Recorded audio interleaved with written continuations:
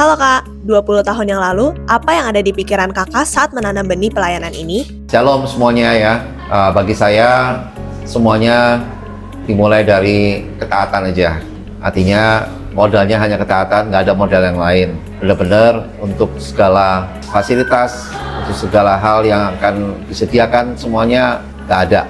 Kita mulai dari nol. Dan saya hanya percaya aja dengan apa yang Tuhan kasih, ya nanti Tuhan yang akan kerjakan dan Tuhan yang akan pelihara untuk jemaat yang akan Tuhan bentuk di dalam pelayanan saya. Apa yang membuat Anda percaya dan mau ikut berjalan bersama gereja ini sejak hari pertama? Ya, saya melihat Go Bogor ini mempunyai visi dan ketulusan dalam melayani Tuhan, dan itu yang membuat saya bertumbuh sehingga menjadikan Go Bogor ini adalah rumah kedua saya, rumah rohani saya bersama dengan orang tua rohani, kakak rohani, dan para jemaat yang lain. Itu yang membuat saya setia dan bertahan di Go Bogor selama 20 tahun ini.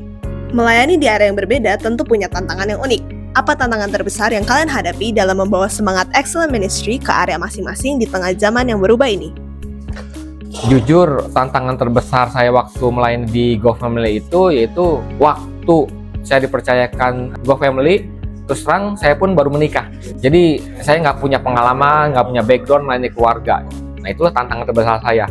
Tantangannya adalah bagaimana kita bisa menghadapi karakter setiap jiwa-jiwa yang Tuhan percayakan ya, apalagi anak-anak muda gitu. Jadi kalau misalnya anak muda satu dengan yang lain ya karakternya berbeda-beda, cara penanganannya juga berbeda-beda. Di pengembalaan di GoPro atau dewasa muda, yaitu bagaimana di kalangan profesional itu membawa nilai-nilai Kristus, bagaimana kita bisa memiliki mindset bahwa kita bekerja, kita berusaha, berbisnis dan sebagainya itu adalah untuk membawa kemuliaan bagi nama Tuhan dan kita melayani Tuhan. Tantangannya mungkin berbeda ya dengan perubahan zaman ini gitu. Mungkin perilakunya berbeda, cara mereka menanggapi sesuatu berbeda, responnya berbeda gitu. Jadi mungkin tantangannya adalah setiap kita butuh lebih adaptif ya. Itu baik dari cara, pendekatan dan segala macamnya gitu. Tapi mungkin satu yang harus tetap saya catat adalah walaupun adaptif tetap menjaga nilai-nilai yang udah ditanamkan di gereja. 20 tahun bukan waktu yang singkat. Apa sih satu hal yang membuat Anda tetap setia berdiri di sini, tetap melayani, dan tidak menyerah meski badai datang silih berganti? Kehangatan keluarga rohani. Karena saya merasa adanya rasa kekeluargaan di gereja Oikos Bogor. Jadi saya merasa bukan cuma sekedar gereja gitu. Jadi bukan yang kayak saya datang, ya udah terus pulang ibadah selesai. Tapi di sini benar-benar yang saat saya pulang, saya ketemu keluarga saya ketemu teman-teman rohani saya, diingatkan saat saya punya salah, saat saya ada sesuatu yang nggak benar saya ditegur gitu. Jadi benar-benar kayak keluarga lah. Pertama karena saya tahu nilai-nilai integrated values yang ada di pelayanan di Gereja Oikos Bogor ini yang membuat saya mengerti bahwa pelayanan itu bukanlah beban, tetapi itu adalah bagian dari hidup saya dan merupakan sebuah panggilan hidup. Dan juga karena saya tahu bahwa melayani Tuhan adalah sebuah kehormatan, sebuah panggilan, dan sebuah kepercayaan yang Tuhan berikan. Yang pasti sih karena kasih karunia Tuhan ya. Jadi kalau nggak ada kasih karunia Tuhan, mungkin jujur saya pun udah pasti menyerah gitu. Dan yang satu lagi karena saya melihat bahwa ada kekeluargaan yang menjadi pengikat saya tetap bertahan di dalam gereja Oikos Bogor ini.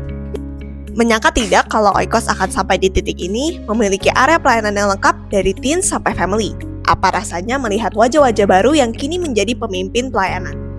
Ya kalau ditanya menyangka sih, saya menyangka sih dari dulu maksudnya kalau untuk sampai di titik ini ya. Tapi kalau untuk melihat anak-anak yang bertumbuh, mungkin perasaannya lebih ke campur aduk kali ya, bangga iya, terharu juga iya, karena melihat kayak misalnya anak rohani yang kita bina dari SMP sekarang sudah bekerja, ya kan, dan udah melayani juga, itu sesuatu yang kayak nggak bisa digambarkan lagi gitu. Pastinya sih nggak menyangka ya kalau Go Bogor sampai di 20 tahun sampai hari ini gitu kan, dengan begitu banyak tantangan, permasalahan yang ya nggak mudah, nggak mulus selama 20 tahun ini. Dan yang pasti sih puji Tuhan saya melihat bahwa ada orang-orang dulu mungkin masih saya kenal masih SD, masih SMP, tapi sekarang saya melihat mereka udah jadi leader, udah menjadi pemimpin di Go Bogor ini. Jadi ya saya sangat bersyukur melihat bahwa Tuhan sungguh-sungguh bekerja di gereja Oikos Bogor ini. Nggak nyangka, karena saya ada waktu pertama kali kegerakan ini juga diadakan. Saya kira ini hanya kegerakan anak-anak muda saja gitu pada saat itu. Tapi seiring berjalannya waktu, saya menyadari bahwa ternyata kegerakan ini semakin meluas dan semakin berdampak ke area-area sekitarnya. Makanya melihat pemimpin-pemimpin yang baru itu ada suatu kebanggaan, rasa terharu, dan sangat-sangat mengucap syukur bahwa kegerakan ini memang memberkati banyak orang. Kalau secara logika tidak menyangka, karena dulu kita memulai dengan anak-anak muda yang dengan dana terbatas, tetapi punya tenaga dan juga punya keinginan gitu. Tetapi dengan melihat sekarang sampai sejauh ini 20 tahun dan regenerasi yang terjadi dengan adanya pemimpin-pemimpin baru, pasti saya sangat happy banget dan sangat support banget untuk adanya regenerasi di dalam kepemimpinan itu sendiri. Ya, tentu tidak menyangka ya saya, karena gak pernah kebayang ya mereka itu yang ikut dalam pelayanan di Gereja Oikos Bogor ini sejak mereka bertobat. Ada yang masih teen, ya remaja, ada yang sejak dari youth, ya anak-anak SMA, mahasiswa gitu, bahkan yang sudah dewasa muda, berkeluarga.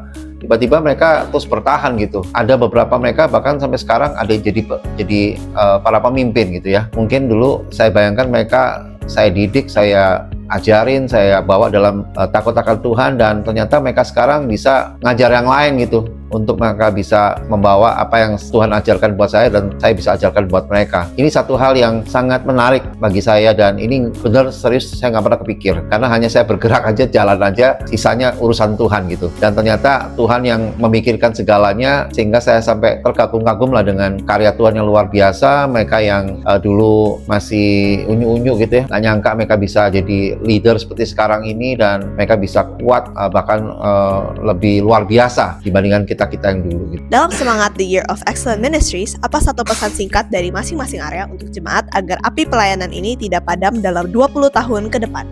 Ya, untuk pesannya mungkin buat teman-teman yang belum melayani, mari ambil bagian dalam melayani, jadi pelaku firman, bukan cuma jadi pendengar aja. Buat teman-teman yang udah melayani, ya kan, mungkin udah bertahun-tahun melayani, ya termasuk misalnya saya juga mungkin jadi reminder buat diri saya sendiri adalah jangan sampai api kita padam begitu. Jadi kita tetap punya excellent ministry, jangan sampai kita jadikan pelayanan kita sebagai rutinitas aja, tapi pastikan kita masih punya motivasi yang benar lagi, minta Tuhan setiap hari selidikin hati kita, apa kita sebenarnya selama ini ngelakuinnya untuk Tuhan atau bukan. Pelayanan itu bukan berbicara tentang bakat, tetapi hati yang mengasihi Tuhan sepenuhnya. Jadi ketika kita diberikan kesempatan untuk melayani Tuhan, maka kita harus mengucap syukur bahwa itu adalah sesuatu yang tidak semua orang terima. Itu adalah sebuah privilege dari Tuhan, maka lakukanlah itu. Karena setiap orang bisa belajar dengan apa yang Tuhan percayakan dalam kehidupan mereka. Kenali panggilanmu, terutama panggilan dalam Tuhan, menjadi berkat dimanapun kau berada, di dalam setiap bidang kehidupan, dalam setiap pekerjaan, pendidikan, pelayanan, semuanya hanya untuk kemuliaan kebesaran nama Tuhan Yesus semata. Haleluya! Yang pasti sih saya sih berpesan untuk terus membangun mesbah di keluarga kita masing-masing, dan tetap setia di dalam setiap panggilan yang udah Tuhan percayakan pada setiap kita semua. Jadi kerjakan panggilan apa yang Tuhan percayakan dalam kehidupan kita, setia sampai akhir. Ya, saya pikir bukan hanya untuk 20 tahun ke depan ya, tapi untuk seterusnya. Karena api pelayanan itu sesungguhnya dari Tuhan sangat luar biasa, dan itu menjadikan bahan bakar kita untuk kita melayani Tuhan. Dan api itu akan terus nyala selama kita terus tunduk dan taat dengan perintah Tuhan, di mana kita mau mengerjakan amanat agung dari Tuhan dengan sungguh-sungguh, dan itu menjadi tujuan hidup kita satu-satunya dalam kita melayani Tuhan. Dan pesan saya sih untuk kita semua, jemaat Tuhan, dan juga khususnya para pekerja, para leader, untuk kita bersungguh-sungguh hatilah dalam melayani Tuhan. Fokuslah dengan amanat agung Tuhan. Karena sesungguhnya Tuhan menyelamatkan kita itu ya hanya untuk itu, untuk melakukan amanat agung, gak ada yang lain. Tuhan tidak membawa kita untuk jadi populer sebagai seorang pengkhotbah, mungkin sebagai seorang worship leader, mungkin sebagai seorang pemusik, mungkin sebagai seorang pekerja luar biasa. Enggak, Tuhan hanya membawa kita untuk kita menjadi pelayan-pelayannya yang sungguh-sungguh memuliakan Tuhan, dan Tuhan dimuliakan oleh semua orang. Dan terutama kita bisa melayani dan memberitakan Injil kepada orang-orang yang terhilang dan tersesat. Dan itu menjadi satu pesan penting untuk kita semua. Dan saya berharap jemaat Tuhan dan juga para pekerja dan para leader yang lainnya bisa sama dengan saya melakukannya juga seperti itu. Dan sekali lagi saya ucapkan selamat ulang tahun Gereja Oikos Bogor yang ke-20. Tuhan Yesus selalu memberkati kita semua dan Dia menyertai hidup kita sampai kesudahan zaman ini. Tuhan memberkati.